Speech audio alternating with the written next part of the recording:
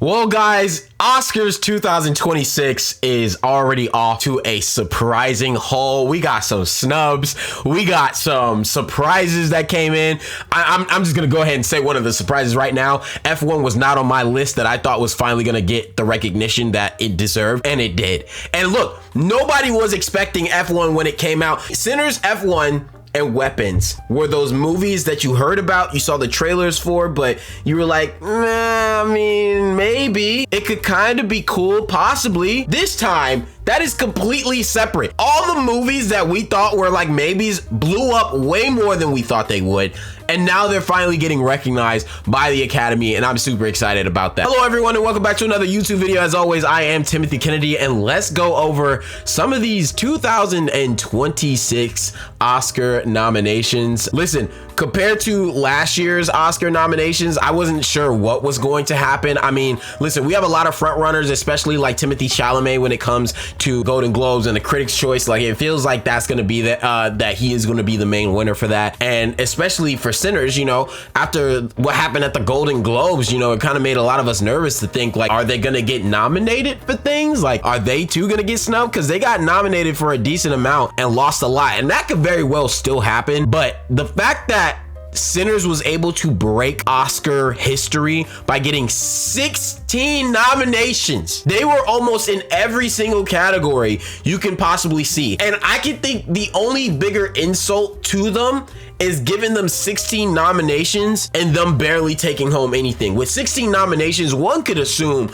that they're just gonna sweep everything, that they're just gonna take it all. I mean, Marty Supreme has 10. They got 6 more than them. But anyways, let's go through some of this. So when it comes to the best actor, obviously we have Michael B. Jordan, Timothée Chalamet, Leonardo DiCaprio, Wagner Moura, and Ethan Hawke. Obviously, I think the front runner is probably Timothée Chalamet. I mean, this man has won every single award so far. So unless the Oscars just like, oh boy, the ratings is gonna love this one, let's rob Timothy of his Oscar here and give it to someone else, I would be shocked. I think all of us would be screaming. Now, do I believe Michael B. Jordan is gonna get it? Probably not. I mean, do I want him to get it? Yes. I was fighting for my life just to say he was going to get nominated for Best Actor. Do I believe he will? No. I think if Timothy doesn't get it, they are going to give it to Leonardo DiCaprio.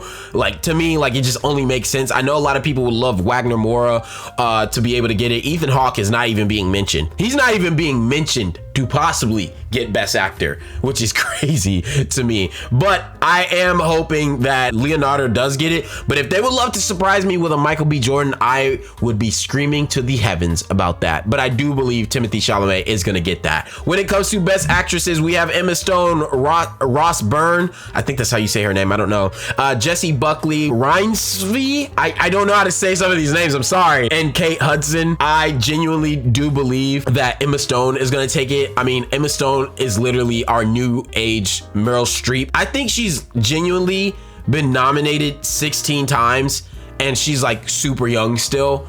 So you already know if she's being nominated this many times and has won this many awards, one can imagine what's gonna happen when she's up there as an elderly woman doing this stuff. She's acting royalty right there. But I do also understand that Jessie Buckley is also probably the second front runner up when it comes to Best Actress as well. All right, now when we get to Best Director, we do have Chloe Zhao, we have Ryan Coogler, Joachim Trier, I'm so sorry, Josh Safdie, and Paul Thomas Anderson.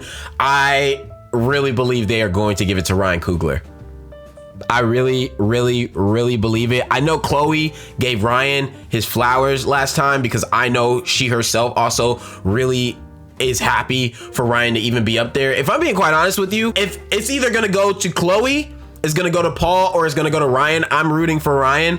But I could truly believe that every one of these directors is probably going to give Ryan his flowers if he does not win, solely because I think Ryan has done something that no one expected, and no one expected 16 nominations. So no matter who wins, if it's not Ryan, I do believe that they are gonna then give their flowers to Ryan afterwards. For best supporting actress, we have Tiana Taylor, Amy Madigan, Wunmi Masaku, Ella Fanning, and then we got Inga. I don't know. I am happy that Weapons got something. I really thought Weapons would at least also get nominated for Best Picture.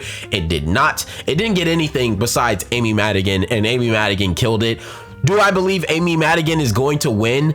No, but is the surprise that someone else from Sinners is nominated? Yes. I did not think anyone else was going to get nominated. I thought it was going to be Michael B. Jordan. I thought it was going to be Ryan Coogler. I did not expect a Best Actress role to be given to Wunmi. She was already nominated when it came to the Critics' Choice, but she was not nominated when it came to the Golden Globe, so I wasn't necessarily sure.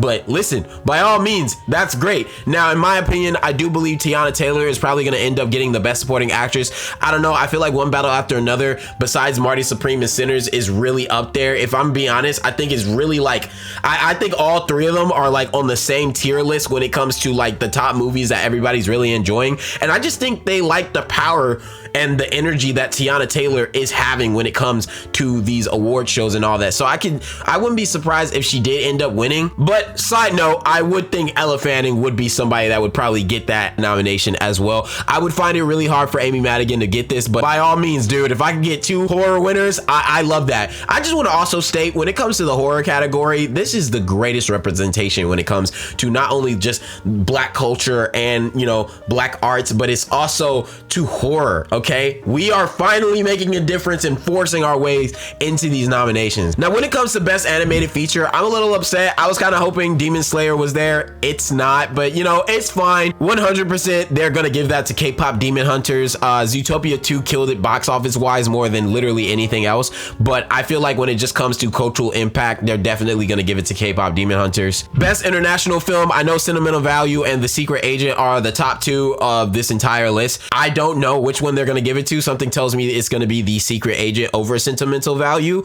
but that's just from what I've just been hearing around when it comes to people talking. When it comes to Best Original Song, I do believe that Golden is still going to end up getting it. Do I wish the Sinners song, I Lied to You, ended up doing it? Yes, but I feel like Golden was just, once again, another phenomenon that just blew up, and it happened, and no one expected that from K-Pop Demon Hunters, and I think that's definitely going to get Original Song. Sorry, Miley Cyrus, you did not make it in for Avatar. It hurts, but I'm sorry. Now, when it comes to Best Supporting, I did not expect Delroy Lindo to end up being on this list. Of all the people that I thought was going to win an award acting wise when it came to Sinners, it was him. It was him, and I feel like this has been long awaited when it came to him. I definitely feel like out of all of these people, over Sean Penn, over Stellan Skarsgård, over Jacob Elordi, Benicio del Toro, I genuinely believe that Delroy is going to take that win. When it comes to original screenplay, I do believe that it's either going to be between Sinners or Marty Supreme.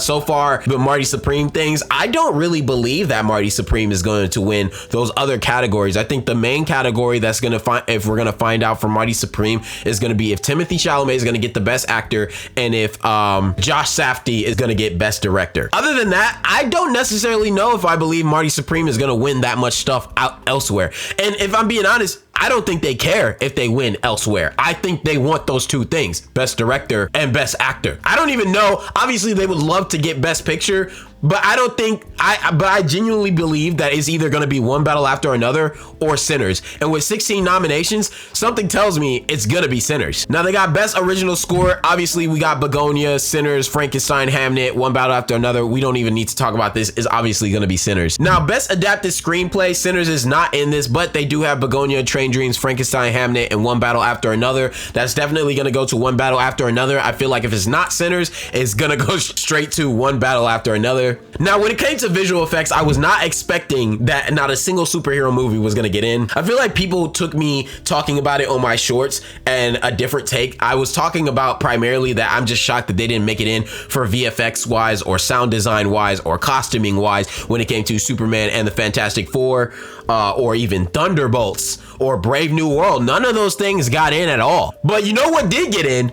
Jurassic World Rebirth. That was not something I thought was going to be on the bucket list. but that thing made it in. Now, they also have the Lost Bus, F1, Sinners, and Avatar Fire and Ash when it came to visual effects. Obviously, in my opinion, I think VFX wise, they're either going to give it to Jurassic World Rebirth or they are going to give it to Avatar Fire and Ash, just because, I mean, it's Avatar Fire and Ash. Best cinematography, we do have Marty Supreme, Train Dream, Sinners, Frankenstein, and One Battle After Another. I cannot lie, Sinners better get this too. Sinners or One Battle. I can't, no. Train Dream, no. Marty, no. Frankenstein, it was great. No. When it comes to costume design, we have Marty Supreme, we have Sinners, Frankenstein, Avatar Fire and Ash, and Hamnet. I do believe that Frankenstein is going to be able to finally get something in this category because their costumes were absolutely amazing. It had this mix of fantasy and also like the real costumings of being in that time span, and I like that mixture that they did have there. Very gothic, renaissance-y, if that makes sense. Then we have best production design. Once again,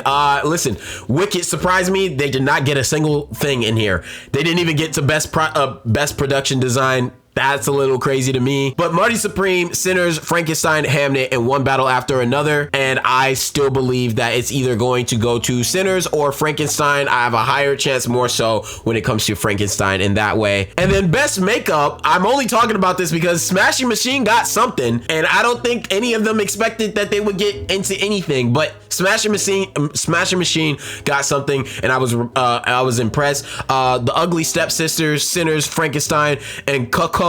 I'm sorry if I'm butchering that name. Those were all in there for best makeup and hairstyling. I still believe that it's possibly going to Frankenstein, and if it's not Frankenstein, it's probably going to go to Sinners. And then when it comes to just best picture, I think I already said this before, I do genuinely believe it's going to be Sinners or One Battle After Another. Listen, this year or last year had a really good turnout when it came to movies, in my opinion. I was happy with a lot of it. I was happy with what I saw and what I witnessed, and I just enjoyed myself at being in the theater. And I'm hoping that this happens again this year. I mean, we have a very big lineup when it comes to 2026. So one can only hope that we get some more random artistic things that we weren't expecting to be as big as Sinners and or F1 or Weapons or Marty Supreme. And hopefully it absolutely blows our mind. But comment down below. I would love to know your thoughts. Who do you guys think deserve to get some of these nominations? Who do you think got snubbed? Who do you think is going to win some of these categories? Let me know everything. I would love to conversate with you guys in the comments. But as always, guys, I'm T Kennedy, and I will see you guys at the concession stands.